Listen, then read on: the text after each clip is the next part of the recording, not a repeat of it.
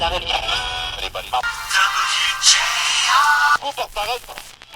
tuned in to Utopian Turtletop Productions.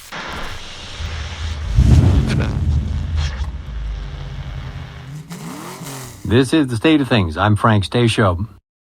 A lot of academic research was paid for with public funding, but public access is often restricted by expensive paywalls. Meanwhile, some academic publishing companies have higher profit margins than companies like Walmart, Google, and Apple. But there is a movement underway that could turn the tide.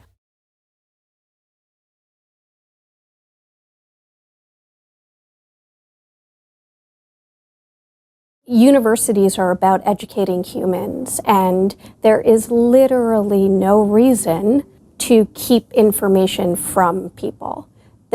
There is nothing gained other than money and power and things that as people we should want to push up against. A lot of money. A lot of money. A lot of money. It's huge, huge business, billions of dollars of business. Academic publishing is a $25.2 billion a year industry. This journal by Elsevier, Biomaterials, costs an average $10,702 for yearly digital subscriptions. Is that money well spent? It's hard to say. In 1995, Forbes magazine predicted that scholarly research would be the internet's first victim. Academics were progressive, and surely journals would lose power and revenue with digital distribution. 23 years later, this couldn't be further from the truth. I think one thing we learn when we look at history is that humans are really bad at predicting the future.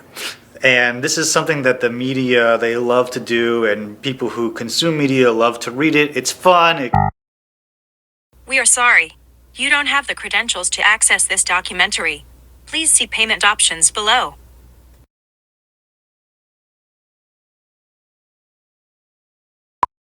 The scholarly publishing industry makes about a 35 to 40% profit margin. But in different years when I've looked at this, Walmart's making around 3%, and Walmart is like this evil, giant for a lot of people, but it's 3% compared to 35%. I mean, I could have flipped my own attitudes now, like Walmart's not that bad compared to some of these other players in other industries.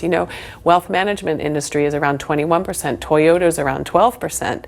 How is it okay for this whole industry to be making so much a profit margin when there really aren't any inputs that they have to pay for? What other corporations would you compare with that sort of profit margin of that 32, 35? I've honestly never heard of corporations that have profit margins that are that big. In most other lines of normal enterprise and business, that kind of profit margin is the sign of some kind of monopoly logic at work. Even though people not in academia may not be reading a lot of these articles, may not find them useful, they are still paying for them. Your tax dollars go towards governments who then subsidize universities, who then provide funds to libraries, who pay publishers through subscription fees. The journals and the publishers are getting your money. Whether it's you or your neighbor, everyone's paying into this system, and the people benefiting the most are publishers. Everybody deserves a profit margin.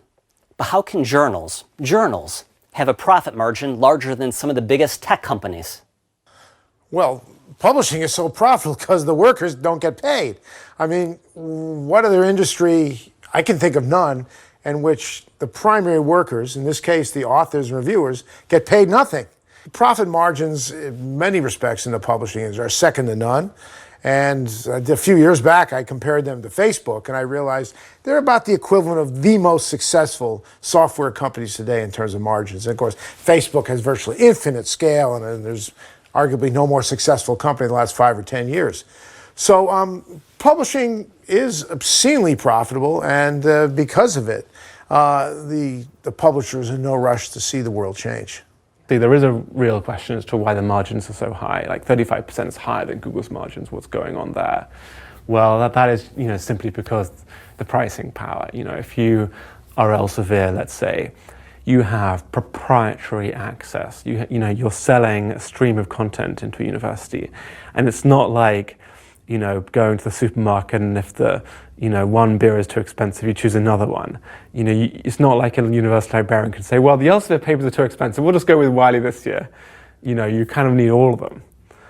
And so you have ability to charge really as much as you want, and the universities will rarely actually balk. They might pretend to balk, but the reality is their faculty have to have access, and that's a very powerful position for the businesses. Here's a problem in the market. The market exhibits what sometimes called a moral hazard, which doesn't really have anything to do with morality, but in economic terms. So moral hazard comes about when the purchasers of a good are not the consumers of the good. So what is the good here in the traditional publishing market? It's access, readership access. The consumers are people like me who want to read the articles. The purchasers, though, are not me. I don't tend to subscribe to journals. The Harvard Library spends huge amounts of money subscribing to a huge range of journals. So I'm price insensitive to these journals because I don't have to pay the bill. The money is real, right? Academic publishing for journals is a $10 billion a year revenue producing industry. This is not chump change. This is a significant amount of money. When you think about a profit margin of 30 to 40%, taken out of that could be put back into the research enterprise, whether it's supporting more science, whether it's supporting universities, hiring more researchers, paying more faculty, making college more affordable. That financial aspect is a symptom of just how out of alignment this commercial model is in trying to stay relevant in the research process. Usually we don't think about the relationship between the profit of such companies on the one hand and the ever increasing tuition fees at universities. But it's also part of the story. We are not talking about a marginal problem. We are not talking about the internal issues of the scholars. We are talking about very basic social problems. What will be the future of our societies? Journal prices have been increasing way above the level of inflation and well above the rate of the growth of library budgets for not just for years, but for decades. And it's been a catastrophe. Just hours ago, Anthem College shut down. St. Joseph's College will be closing its doors. Island deep in debt, Dowling College is shutting its doors. The abrupt closure leaves faculty without jobs and thousands of students scrambling to find another school. The academy writ large has not really examined the full cost of scholarly communication. It's been really the library's budgets that have borne the brunt of that, and we've often had to go hat in hand to the administration to get increases for serial, specifically science, technology, medicine journals that have just had a rapid increase in price for whatever reasons the publishers may claim for that. And for profit to go up, scarcity has to prevail. Welcome to the world of paywalls blocking research. Have you hit paywalls? Absolutely. I've definitely hit a paywall. I hit a paywall frequently. Have you ever hit a paywall? Oh, yes. I hit a paywall. Quite often I'll find a paywall, yes. When I was a student, I definitely hit a paywall. I hit paywalls a lot. How do you feel? I feel really pissed. Students graduate, get their masters, flow into those spin-off companies, and suddenly they discovered that they could not get access to the research results that they needed because they were no longer affiliated with the university. They came knocking on my door, and I had to tell them that as a librarian, I was in this awkward position that I had to block non-affiliated users for access to publicly funded research. And that is completely contrary to the mission of a library and a librarian. So that was an eye-opener. You want to tell us a little bit about yourself? I'm Dwight Parker. In the middle of my working on a PhD in ed psychology, I decided I needed to take a break from that, and I'm selling cars. While I was in the program, I had access to lots of things, but once you're outside that program, those same resources just aren't available to you. At least they weren't, to me anyway. In the education psychology was mine, and most of the research done is government funded. So that's taxpayer money going to fund research that they're then charging for, which is absurd. I mean, it's absurd. Absolutely. Not to mention it's a public good. I mean, certain, academic research, and I need to be able to access that research regardless. And I mean, I don't have $79.99 or to do that. Not selling cars. Even the coolest car in existence. If I worked for Elsevier, I could afford it. Yeah. Or any one of those. I mean, it's such a. Anyway, you guys are doing it. It's so.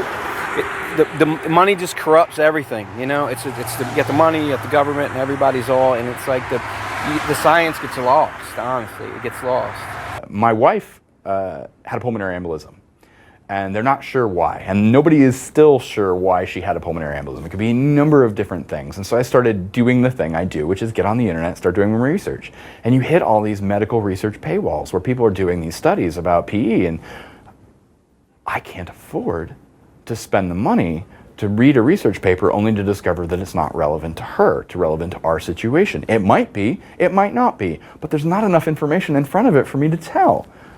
But it could save her life.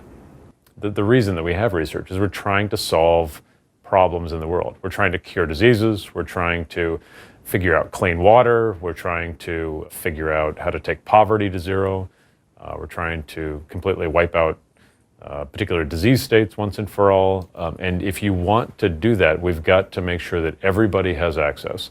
Not just rich countries, not just people who have PhDs, but everybody gets to read scientific research, think about it, and then contribute their ideas. And when large portions of the population don't have access to research, the odds of us solving big problems are significantly lower. The publishers have been part of curating the scholarly dialogue for centuries, and in that respect, they're vital. At the same time, we have a global population that the vast majority does not have access to research about current developments in science, medicine, culture, technology, environmental science, and are faced with the prospect of trying to make sense of the world without access to the best knowledge about it, and in some sense that is tragic. Western universities have really great funds for their libraries. So they have the capacity to purchase the journals, give access to their students. But in context of developing countries, libraries are really poor. So you eventually end up doing everything on your own without any support from the university or college. And even if when you're trying to approach your faculties, your professors, you get the same answers that we did it the same way, and you'll have to do it the same way as well. So it just keeps going, and we don't get a concrete result out of it. So my research was more in very fundamental physics, special relativity there, and many of these papers, again, was you have to pay for them. I will say I never pay it for any paper, especially in the economy of Venezuela. Right now it's even worse, unfortunately. But even when I was a student there, you just kind of take your credit card and buy something from the internet. So from the lack of access, a movement has sprung out, and that movement is called open access. In its simplest form, open access is, free and unencumbered access to information. It very simply is a way to democratize information. It's to reduce disparity and promote equality. There's lots of academics out there who can build on top of the research that's gone before if they have access to all of the research. You might have some of the greatest minds of our generation living out in Central African Republic who don't have access to any of the content. So what can they build on top of that's, how can they help move things further, faster? And I think that is what open access is all about. It's allowing people who want access to the knowledge to have access to the knowledge and take it further.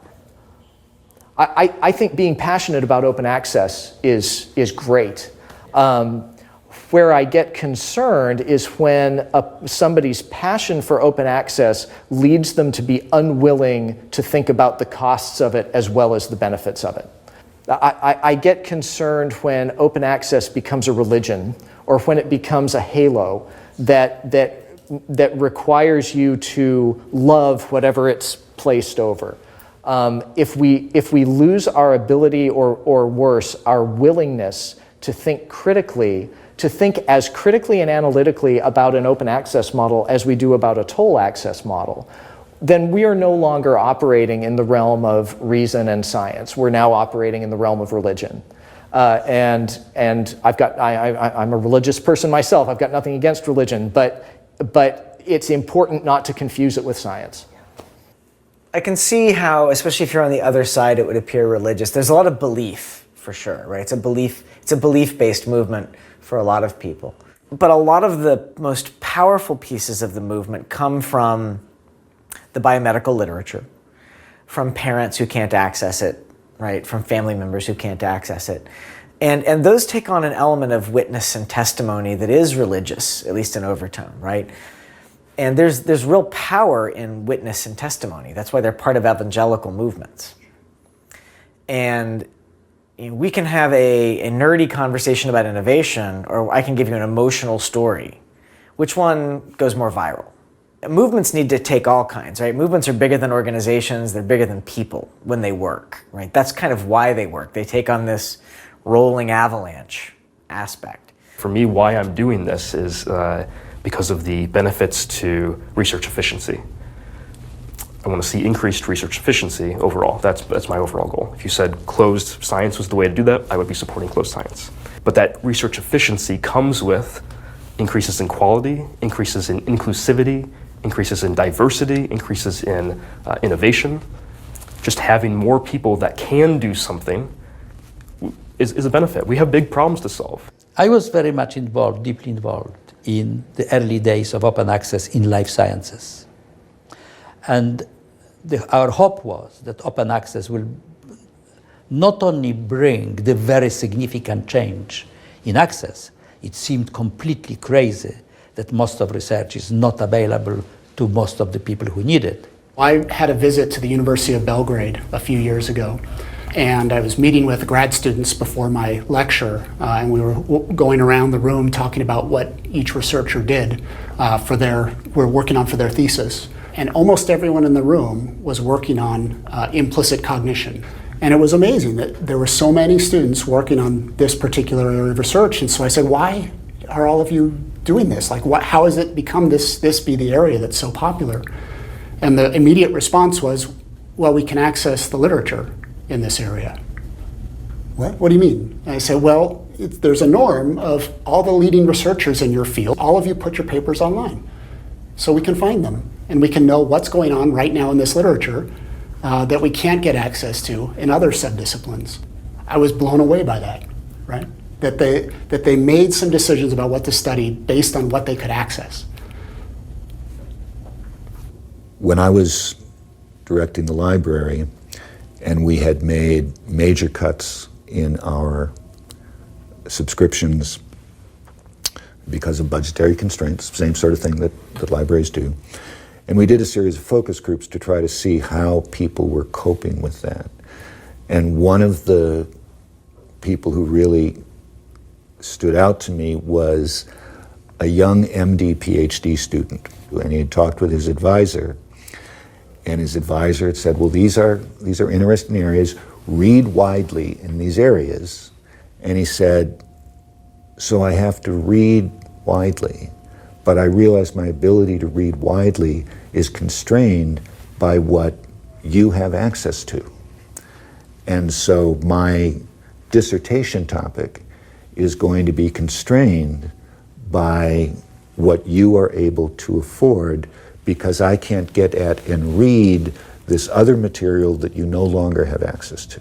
Some of the world's greatest challenges are not going to be solved by one individual group of researchers.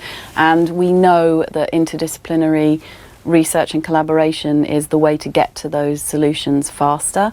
And because so many of those challenges are so prevalent, clean water, food security, global warming, there's public health, there's so many challenges that need to be solved that there's no reason why we wouldn't want to do everything we can to drive that collaboration and to enable it to happen. Medical knowledge and incredible expertise can be found in every far corner of the world. We just haven't tapped into it too often. So a friend of mine is a pediatric heart surgeon at Stanford. He observed when he was visiting in India and went to an institution that has now treated 10 times as many patients as him. And they're able to get almost as good results as he gets in Stanford. And they can do this between 5 and 10% the cost. And to me, that's genius. That is genius. And you would think that we in the Western world would want to understand what's going on in India as much as they would want to see what we're able to do with all our marvels of technology. It's an easy conclusion to draw that scholarship must be open in order for scholarship to happen. And so it's sort of a curiosity that it isn't already open. But that's really because of the history of how we got here. Ever since the scholarly journal was founded or created in the mid-17th century, authors have written for them without pay, and they've written for impact, not for money. To better understand the research process, we traveled to where research journals originated, the Royal Society of London. I'm Stuart Taylor. I'm the publishing director here at the Royal Society.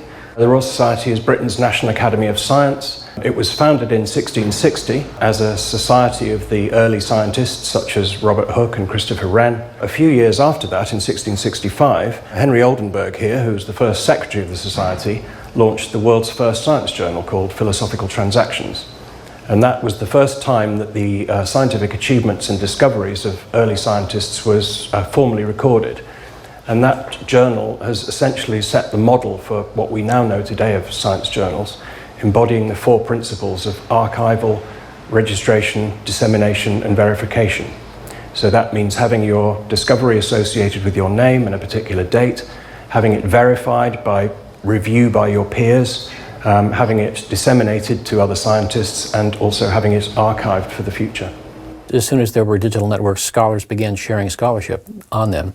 Ever since, let's say, the early 90s, academics have been seriously promoting open access, not just using the network to distribute scholarship and research, but promoting it and trying to foster it for others.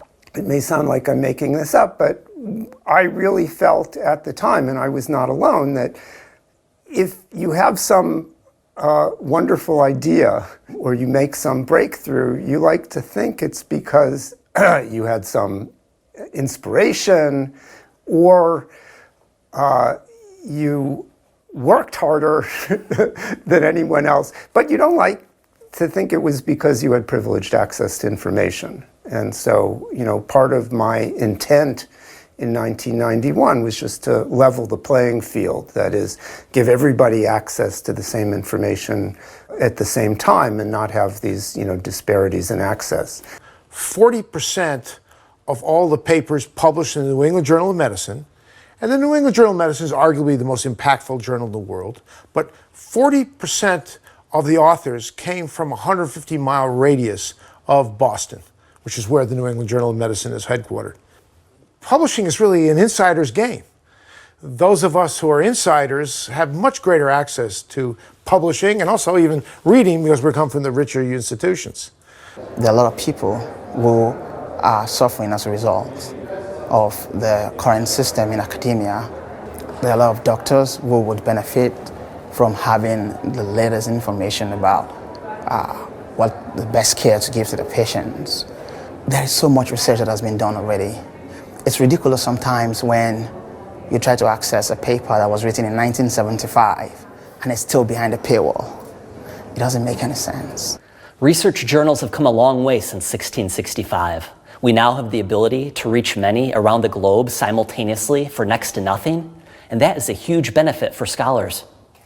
Many authors think that if they publish in a conventional journal, especially an important conventional journal, a high prestige, a high impact, high quality conventional journal, they're reaching everybody who cares about their work.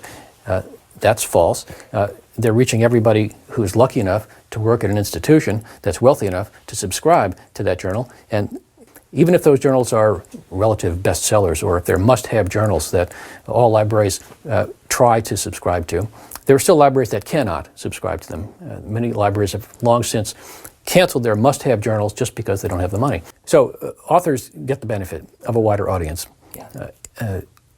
And by getting a wider audience, they get the benefit of greater impact, because you can't have impact in your work. Your work cannot be built upon or cited or taken up or used unless people know what it is. And most scholars write for impact. Part of what academics do is study questions, try to figure out some insight about what they've learned about a phenomenon, and then share that with others, so that those others can then say, oh, what about this? What about that? Are you sure? Or, oh yeah, let me use this in some new way. So really, scholarship is a conversation.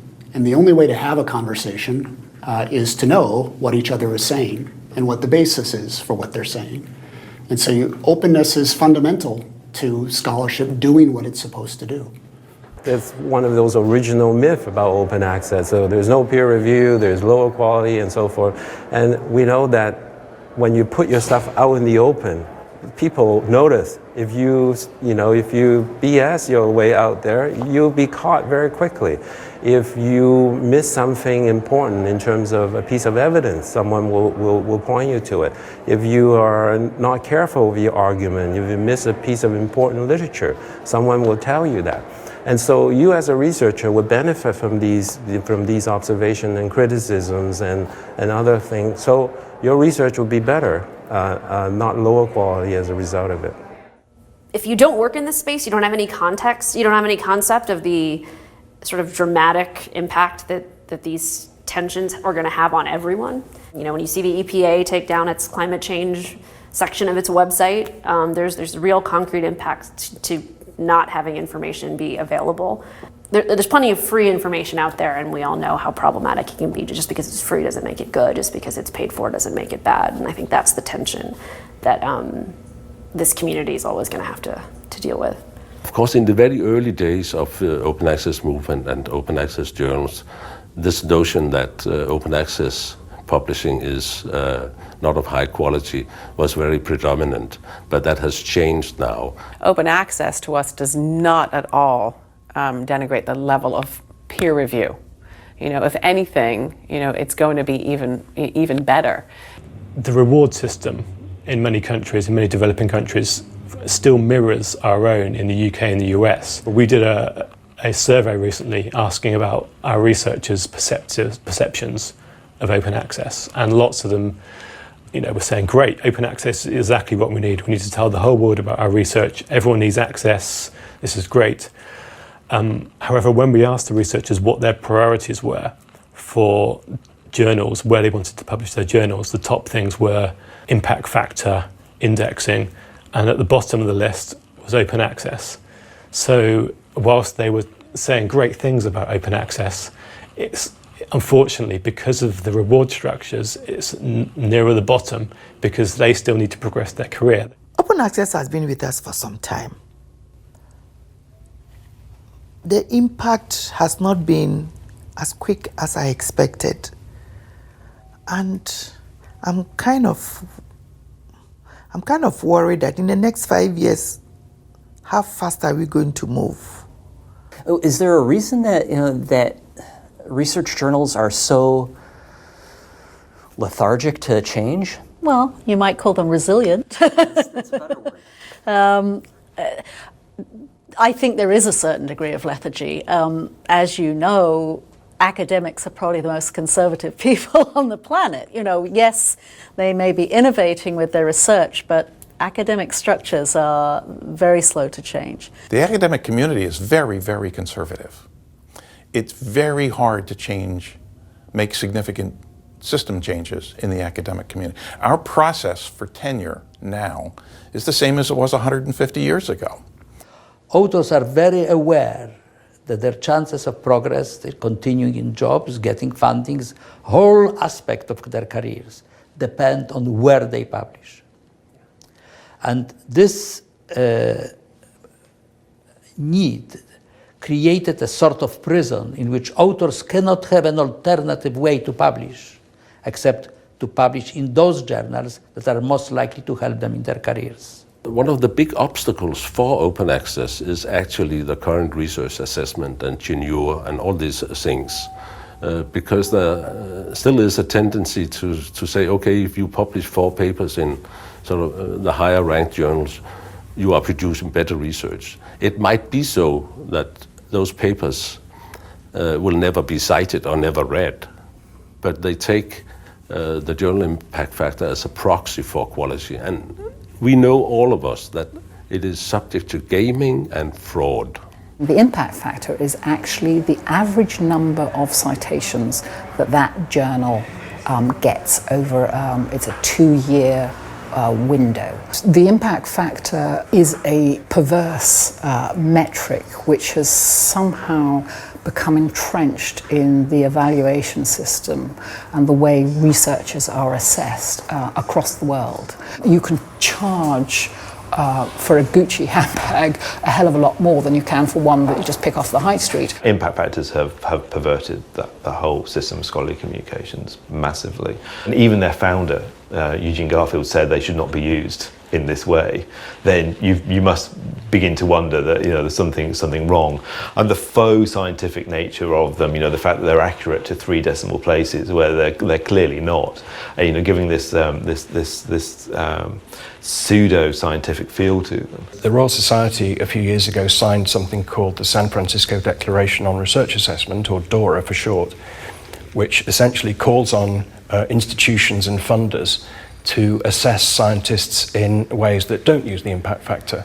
So going much more back to peer review and actually looking at the work itself rather than simply relying on a metric, which many people believe to be a very flawed metric.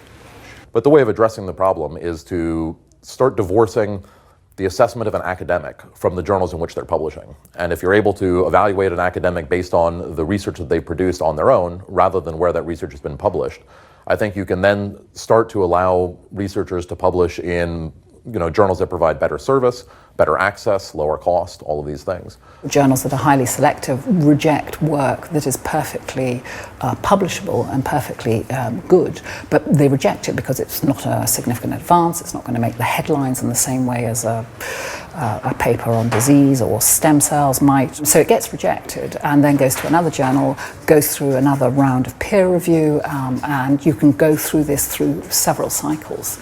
And in fact, the rationale for launching PLOS ONE was exactly to try and stop that rounds and rounds of wasted both scientists' time, reviewers' time, editors' time, and ultimately, at the expense of science and society. The time it takes to go through the top tier journals and to maybe not make it and then have to go to another journal locks up that particular bit of research in a time warp. It is in the interest of research funders who are paying, millions or billions of dollars to fund research every year for that research to then be openly available. There have been a lot of different ways to come at this, and a lot of people have said, let's be incremental. First, we'll create what's called green open access, where you'll just provide access to the content, but no usage rights that are associated with that.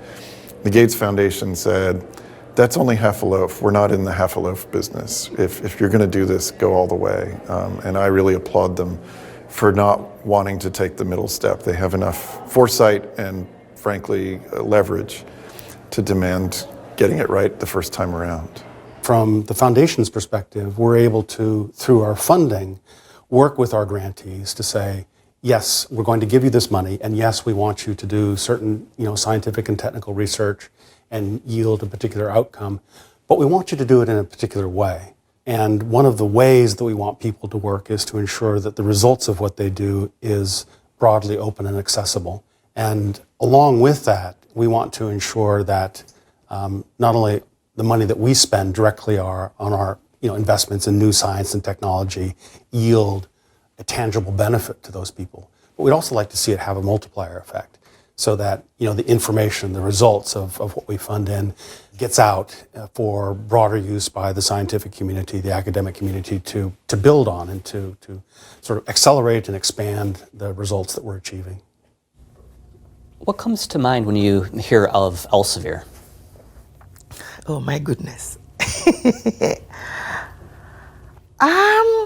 Yes, Elsevier is a pain in the neck for us in Africa, because their prices are too high for us.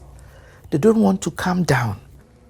I think we can say that Elsevier is actually a good contributor to the publishing community. Elsevier, what comes to mind? Well, a level of profit that I think is unfortunately unpalatable and unsupportable, because from a university's point of view, of course, it's all public funds. There are licensing practices which have certainly evolved over time. You know, if we look at Elsevier's reuse or commercial practices over the past 10 years, I think they've made a lot of changes that have made themselves more author or researcher friendly. So there's definitely an evolution there. These publishers, so whenever we publish something there, so this is financed by our departments. This is kind of public money. So we are paying the money, but they are closing it. I would never characterize them as a bad actor. I think they do a lot of good for supporting innovation and kind of cross-industry initiatives. There's a lot of reasons why people focus on Elsevier as kind of the bad guy.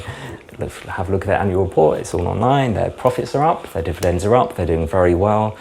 They made a couple of £1 billion in profit last year. By and large, does our industry treat researchers well? Do we act effectively as a responsible midwife for these important scholarly concepts or ideas and make them accessible to the world and distribute them? And reinvest in the community? I would say yes. I personally think that Elsevier has, comes in for a lot of bad press. Some of it is deserved and earned, I think. I also think they have made a lot of smart innovations in publishing that we have all learned from. I remember when I moved to UC Press, I had moved from 20 years in commercial publishing into the non-profit university press world. And it turned out that one of the main concerns that some of the staff had was that I was going to turn UC Press into Elsevier, which of course has not happened. But seriously, I think that those of us in the sort of non-profit publishing world can actually learn a lot from big competitors. I worked for Elsevier for a year, so I have to say, disclaimer. I also worked for 15 years for nonprofit scholarly societies, and I was a journal publisher in both of those environments. They're different environments, and for me, my view of commercial publishers was shaped by my experience coming out of a scholarly society. I worked for the American Astronomical Society, where our core mission was to get the science into the hands of the scientists when they wanted it, the way they wanted it. I went to a commercial publisher. I was recruited by them. I thought I was going to do more of the same. But that was really not the job. The job was managing a set of journals to a specific profit margin. And that just wasn't my cup of tea. It didn't mesh with the values that I have. So I went back into not-for-profit publishing. I do think it's not that they're bad entities, but their goal is to return profits to their shareholders. They're not mission-driven organizations, and that's fine. They're commercial companies. My question is, right now in the 21st century, when we have these other mechanisms that can enable the flow of science, are they helping or hurting? And I would like to see them adjust their models to be a little bit more helpful rather than harmful. There are absolutely just criticisms that can be leveled at Elsevier. There are just criticisms that can be leveled at PLOS. There are just criticisms that can be leveled at anyone and anything. I try not to judge the legitimacy of a criticism based on its target. I try to judge the legitimacy of a criticism based on its content. Oh yeah, good. I just wanted to make sure someone said this. When you talk about what kind of company Elsevier is, the hostility that they sometimes get, it's not just about the money, it's about the kind of company they are, right? It's the actions they take are often, they're anti-collegiate. So when they sent takedown notices to academia.edu, where academics had put up some PDFs of their research and they were forced to take them down. Obviously the lawsuit against Sci-Hub as well in 2015.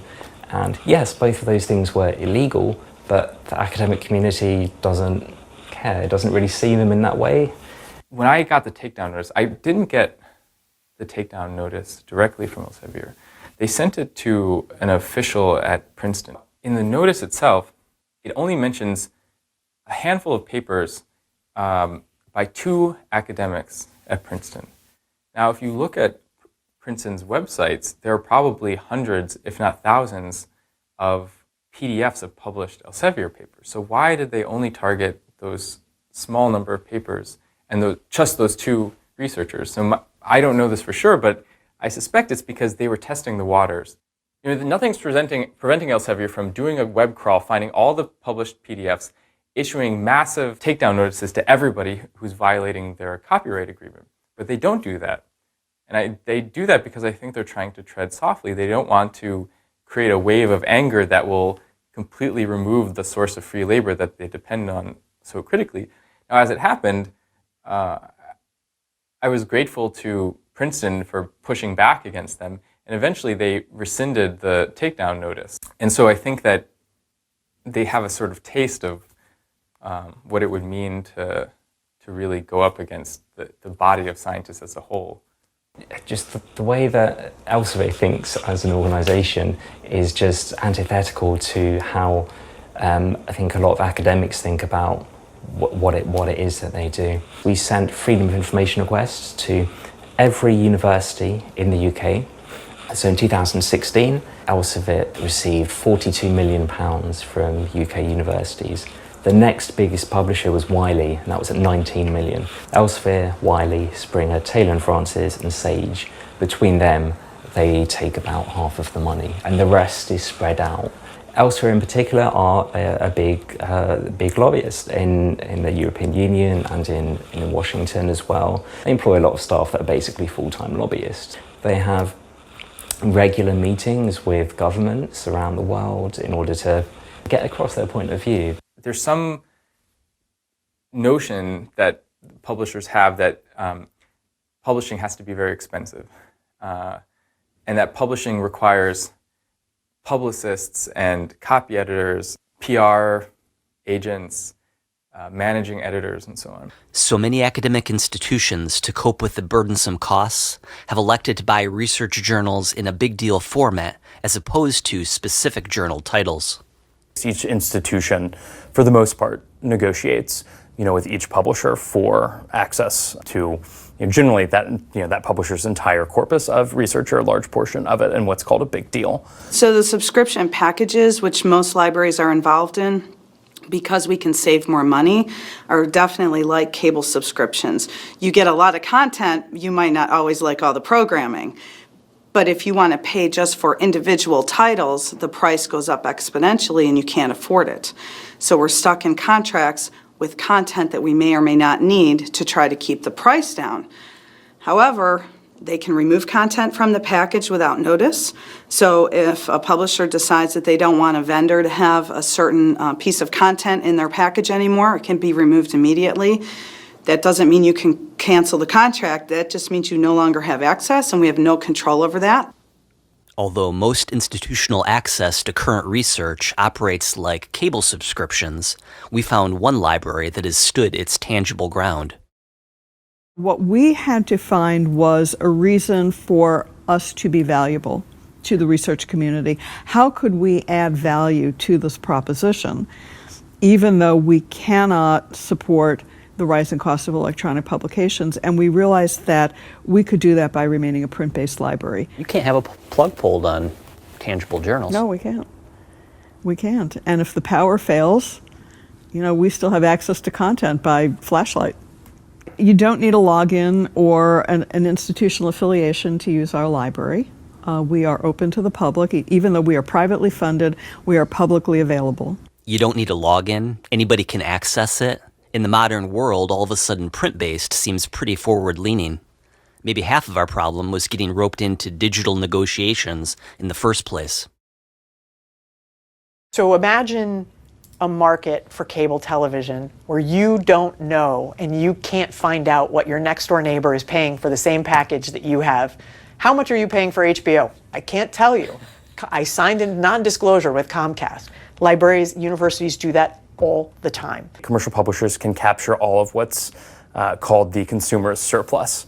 They don't need to pick a price point that maximizes their revenue or profit across the entire market. They can negotiate that price point with every single institution. And that's important, right? Because it's like if you were buying healthcare and the doctor could look at your financials and be like, well, if you want this treatment and they know you're a millionaire, then it costs $500,000. Whereas if you're somebody that doesn't have as much money, they can charge less but still make a good return. I feel like in many ways that's sort of how the publishing market functions, right? The publishers can look at the endowment, how wealthy an institution is, how much they've paid over previous decades, and then charge right up to the level that they think is possible. There's a lot of choice in here for libraries. Libraries don't have to sign those contracts. And public universities like University of Michigan have made a point of being much more transparent about what we pay for things. And the Big Ten Academic Alliance, of which we're part, does a lot of transparent work with each other. So I set off to test the Big Ten's transparency. Unfortunately, I was met with more of the same. I always sympathize with the librarians who rail against Elsevier, but my response always to them is, cancel. You don't cancel. We can't cancel. You can cancel, but you have to make that choice, and nobody does. So they keep going strong. Yeah, and I think that just that's all the process of negotiation. It's a traditional type factor of collections work in libraries, and there's a lot of issues with that. But it's part of a negotiation type of thing, and I don't see that changing at all. Because could a university like Rutgers tell somebody what they pay for? No, we wouldn't. No, because you're contractually bound not to. Yeah, and I mean this is the way it works. So again, it's not up to me to comment on that particular aspect, but it is the way it works, and it's the way it works with all publishers, not just the ones you hear about. But it's it's I don't know what I could compare it to, but it's how it works. So I don't think there's going to be a change in that anytime soon. I understand why a library wants to get a competitive advantage or wants to demonstrate that they are getting an economic benefit, getting a larger group of content. And institutional libraries are very different from each other, and some have to really demonstrate different sorts of value. But it is a choice. Libraries don't have to sign confidentiality clauses. It's often done in return for what looks like a competitive advantage in the short term, but in the long term, it's not a competitive advantage. It reduces price transparency and increases the risk of paying more as well as potentially paying less. It's fractally secret, right? Everything's a trade secret at every level. Like how much this cost, who paid what the terms were, right? And that's on purpose. It prevents collective bargaining. Right? And all these things essentially maintain a really radically unfair market. There are some people who believe that there's enough money right now in scholarly publishing that it just has to be moved around. We don't need to find more money. We just need to change the way it's in the system. There's been a growing collective of journals that find it advantageous to flip away from the for-profit paradigm. So in the case of Lingua Glossa, what happened is that community of researchers decided that it was enough, and then the editorial board all resigned and then started another journal on a non-for-profit platform, open access, etc. There's not that many cases of moves like that, but what this example shows is that it can indeed work. So the entire community, or the leaders of that community, because that's basically what an editorial board is, the leaders of that community decided to resign collectively. Everyone on the board resigned, and then started a new journal with exactly the same focus and, in a way, the exact same quality. Because what gives the quality of a journal, it's not the imprint of the publishers, it's actually the editor-in-chief and the editorial board who make all of the scientific decisions. My name is Johan Roek. I'm a professor of French linguistics at Leiden University, and I am also an editor of a journal.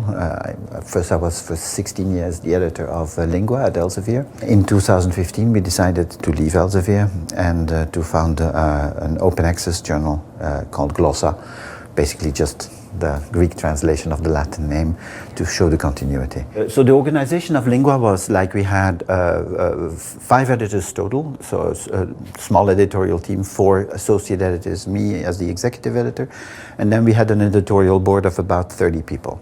I had prepared all of this 2 years ahead of time, so I mean Elsevier knew nothing until we flipped. So for 2 years, between 2013 and 2015, I had already talked to a number of people on the editorial board, but of course everything under the radar.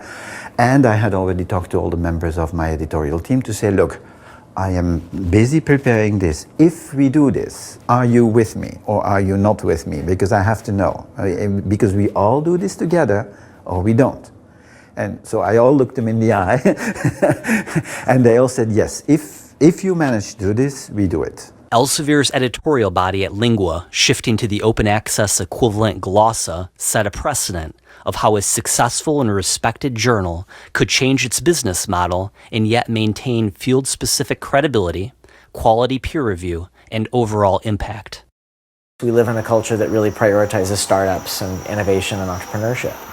And the reality is that right now there is literally one company that can innovate on the scholarly literature, and it's Google. And that's, Google's great. I use Google for everything, like most people, but I would kind of like it if there were 100 companies competing for that. I would kind of like it if nonprofits could compete with them and try to create alternatives that said, you know what, maybe this shouldn't be a commercial product, it should be a utility. And that kind of competition isn't possible without open access. That kind of competition is baked into open access. And you see this from the large commercial publishers. You see them understanding that this is actually an important argument, and so they they put like little drink straws in. You dribble out little bits of content that you can do text mining on. We can make cars that can drive. You're telling me we can't process the literature better?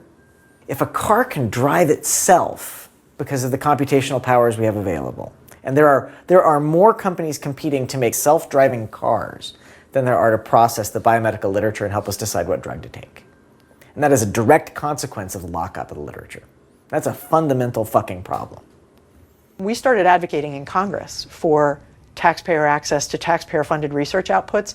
The most common response we got in our initial office visits was, you mean the public doesn't already have access to this? Like, there was a disbelief among policymakers that this was, to them, the words no-brainer comes to mind. Researchers want their work to be read. They want to advance discovery and innovation.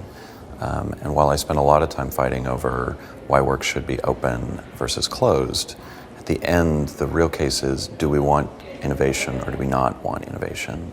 And I think there is an obvious case for openness to unlock innovation. We're seeing a lot of very inventive resistance to this from some of the incumbent publishers, but I think there's also a generational factor here. I think the younger generation of scientists, of students, of academics,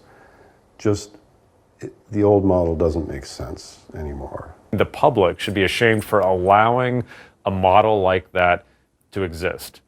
We have today a set of tools to share knowledge, including academic research, in a way that we couldn't 20 years ago. I've seen in our engagement with the academic sector, and by that I'm referring specifically to our grantees. So we make grants to academic institutions, and it's then the academics that work there that do the work. There's a much stronger appreciation for the role of open access to the results of their research. They see it as being something that is of benefit to them as researchers, to be able to have access to information, data, and so forth that's being generated by others. And so there's much more comfort with this notion of information and data being open and accessible. I'm never sure of the right solution, actually. When I talk to publishers, I think, can I do this or can't I do this, There are so many questions about copyright, there are so many questions about intellectual property, there are so many questions about what individual authors can and can't do if they decide to go and publish with a particular journal. It just feels like there's so many questions with each interaction. One outlet that has streamlined scholarship is that of Sci-Hub, which continues to connect individuals directly with the scholarship they need, when they need it, for free. Those of us who work in scholarly communications writ large, right, really have to look at Sci-Hub as sort of a poke in the side that says, do better. We need to look to Sci-Hub and say, what is it that we could be doing differently about the infrastructure that we've developed to distribute journal articles, to distribute scholarship, because Sci-Hub cracked the code, right? And they did it fairly easily. And I think that we need to look at what's happening with Sci-Hub, how it evolved, who's using it, who's accessing it, and let it be a lesson to us for what we should be doing differently. Здравствуйте, меня зовут Александра Елбакян, ну и я создатель проекта Sci-Hub. Так, ну я считаю, что такие определения, как тычок под ребра, или вот как некоторые говорят, симптом того, что что-то неправильно, это сильно умаляет значение Sci-Hub. До Sci-Hub большинство научных статей, это десятки миллионов, они были в закрытом доступе, а Sci-Hub предоставил доступ к этому огромному массиву знаний, сделав его открытым. Ну, и Sci-Hub это стал первым проектом, который предоставил вот публичный и массовый доступ к научным первоисточникам. People use websites like Sci-Hub, considered the pirate of academic publishing. It's like the Napster of academic publishing.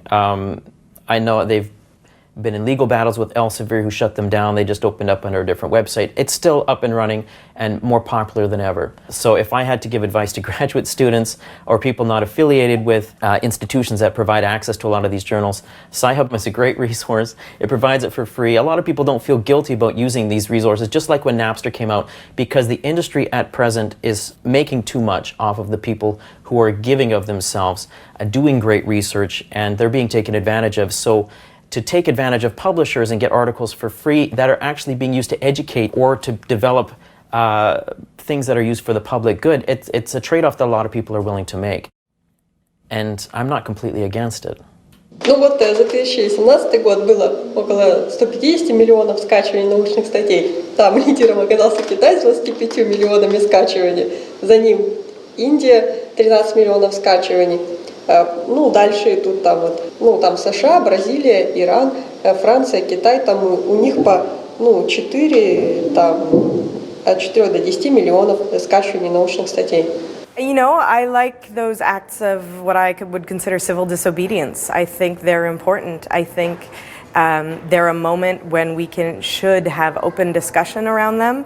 And I fear that the openness of the discussion is, there's no nuance at all. It's either, as we've heard, Sci-Hub equals evil. Like, it just has to. Sci-Hub basically is illegal. It is a totally criminal activity, and why anybody thinks it's appropriate to take somebody else's intellectual property and just steal it, basically, that bothers me. It's not only about people who don't have access. It's even being used by people in institutions that have full access because it works in a very simple and efficient way.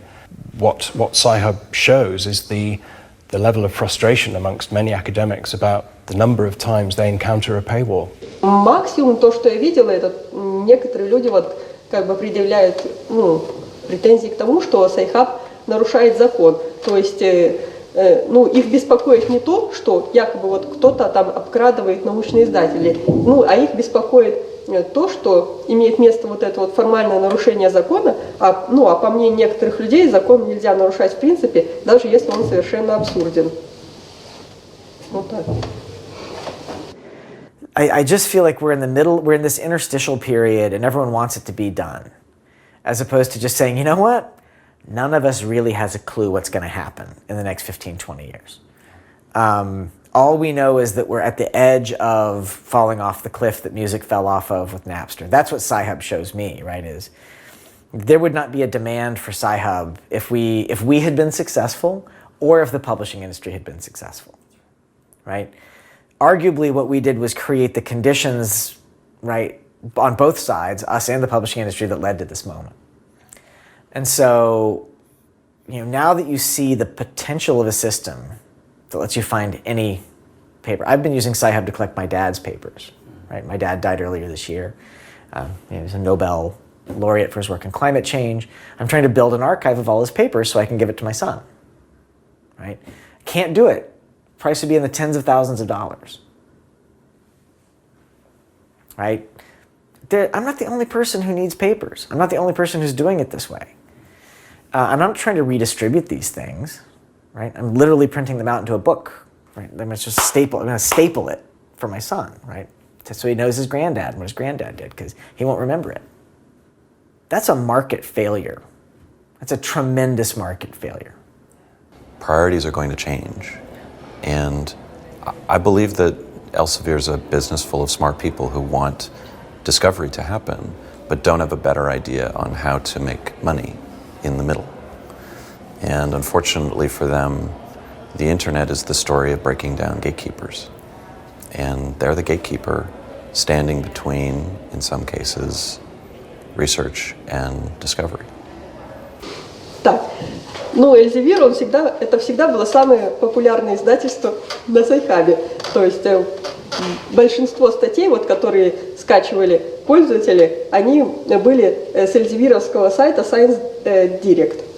Вот. Но что касается самой компании, то мне очень нравится их девиз Making Uncommon Knowledge Common. То есть но, как мне кажется, Elsevier не очень хорошо справляется с этой работой, а Сайхаб им помогает, получается, реализовать их миссию.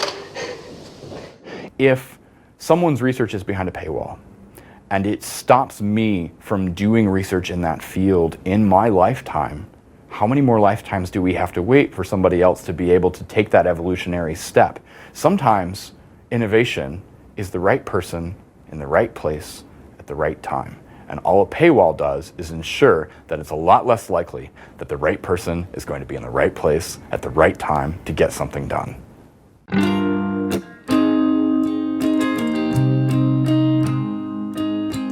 Every kid learns you gotta share what you have. If I give what I got, you will give right back. We make things together better than we make them alone. And when we create, we collectively own. Yeah, what we create, we collectively own. But somewhere along the line, in pursuit of money, of profits so high, businesses took a public good and locked it away behind a paywall, mountains of data, and it belongs to you and me. By all rights, it should be free. We should open it up and we should see what we can build. What we can build. What we can build.